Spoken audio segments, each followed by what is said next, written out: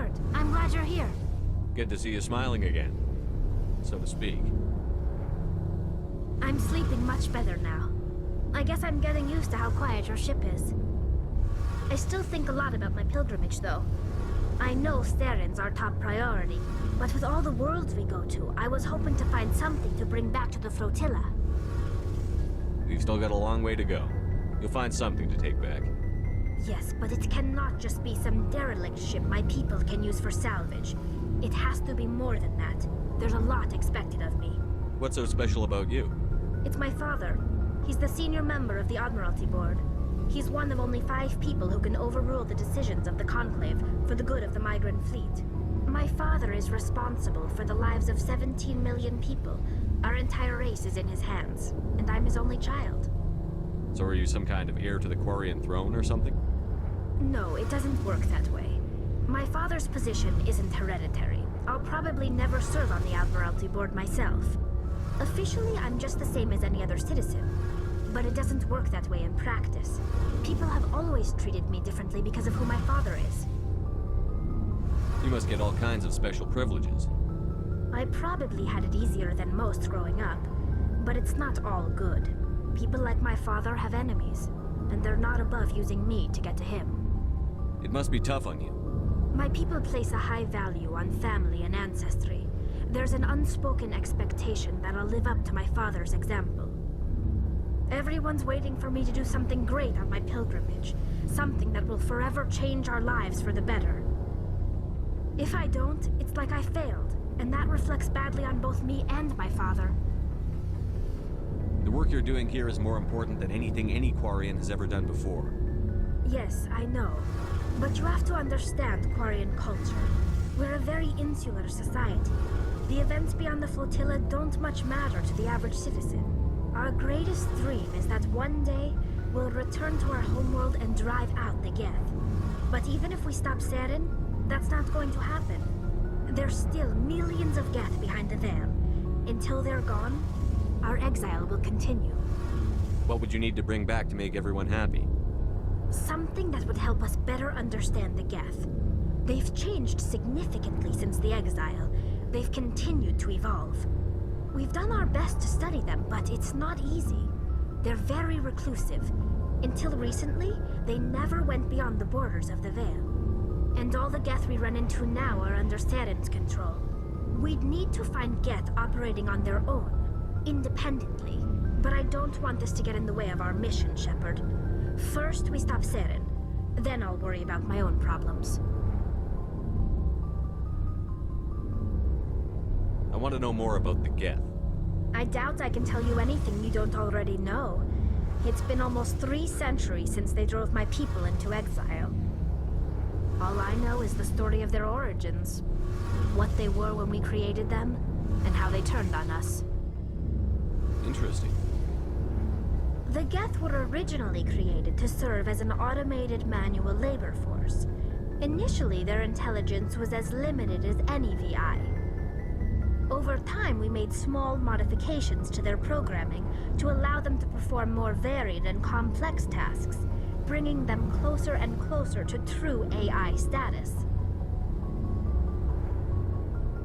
How come the Council didn't step in and stop you? This wasn't true AI research. We may have been skirting the bounds of the law, but we never did anything that was actually illegal.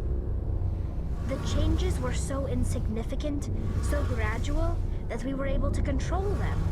Or so we thought. But one thing we underestimated was the power of the neural network. A million Geth thinking simultaneously created an inherently unstable matrix. So, the Geth share brain power? Many of the Geth's logic systems were designed to work in concert with other nearby Geth. Basically, the more of them you have in a group, the smarter they are. So there's some sort of group consciousness? No, nothing like that. They cannot share sensory data or information. Their programming cannot handle that much simultaneous input. Each Geth maintains an individual awareness and identity. The neural network only operates on a process-based level. It's basically the synthetic equivalent of a subconscious. But When they're in close proximity, they can coordinate low-level functional processes, freeing up more capacity for original or independent thought. That doesn't make any sense. I'm probably oversimplifying. The Geth are incredibly advanced and complex creations. All you need to know is that they get smarter when they gather in large numbers. As we built more and more Geth, their effective intelligence became more sophisticated, more abstract. One day, a Geth began to ask its Quarian overseer questions about the nature of its existence. Am I alive? Why am I here? What is my purpose? As you can imagine, this caused a near panic among my people. I don't see what's so bad about those questions. The Geth were created to engage in mundane, repetitive, or dangerous manual labor. That's fine for machines, but it won't satisfy a sentient being for long. The Geth were showing signs of rudimentary self-awareness and independent thought. If the Geth were intelligent, then we were essentially using them as slaves. It was inevitable the newly sentient Geth would rebel against their situation. We knew they would rise up against us, so we acted first. A general order went out across all Quarian-controlled systems to permanently deactivate all Geth. The Geth responded to this order violently. You can't blame them for fighting for their survival. We had no other choice. The Geth were already on the verge of revolution. By acting quickly, we had a chance to end the war before it began. The hope was that most of the Geth would still be little more than machines, incapable of organized resistance. But they had progressed much further than anyone anticipated.